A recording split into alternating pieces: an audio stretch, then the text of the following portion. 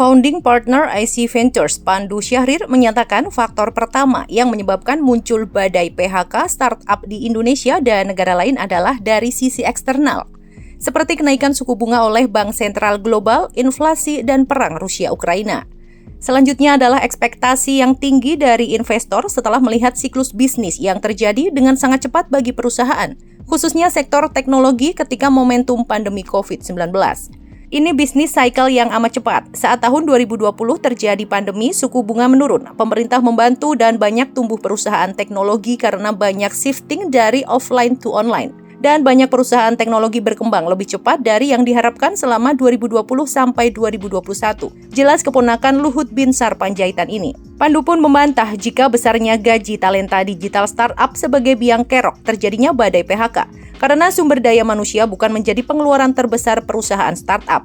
Menurut Pandu, besarnya gaji yang diberikan itu adalah sebuah tren untuk mendapat talenta terbaik beberapa tahun lalu dan tahun ini sudah semakin menurun. Kemudian faktor ketiga terjadinya badai PHK adalah karena beberapa tahun lalu perusahaan banyak melakukan bakar uang sebagai strategi mendapatkan pasar yang besar. Lebih lanjut, ungkap Pandu, tahun 2023 akan mengubah bentuk startup setelah badai PHK tersebut. Menurut dia, PHK telah mengajarkan perusahaan untuk kembali pada fokus bisnis mereka dan mengutamakan mengejar profit alih-alih mengejar pasar yang luas. Sebelumnya, pendiri startup Ruang Guru, Belva Devara dan Iman Usman, mengakui jika faktor kondisi global menjadi salah satu penyebab PHK yang mereka lakukan. Dalam pernyataan bersama, Ruang Guru menjelaskan masalah perusahaan itu dimulai saat rekrutmen besar-besaran sejak awal pandemi COVID-19 di tahun 2020.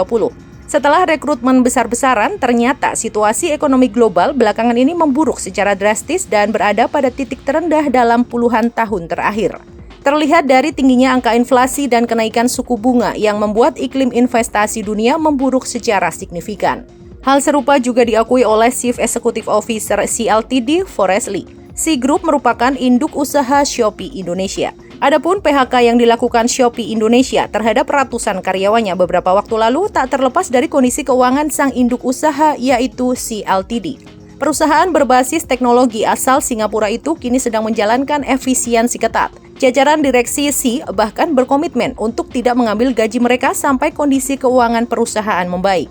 Efisiensi yang dilakukan raksasa game dan e-commerce Singapura itu adalah upaya untuk melindungi diri dari perlambatan ekonomi yang mengancam perusahaan teknologi.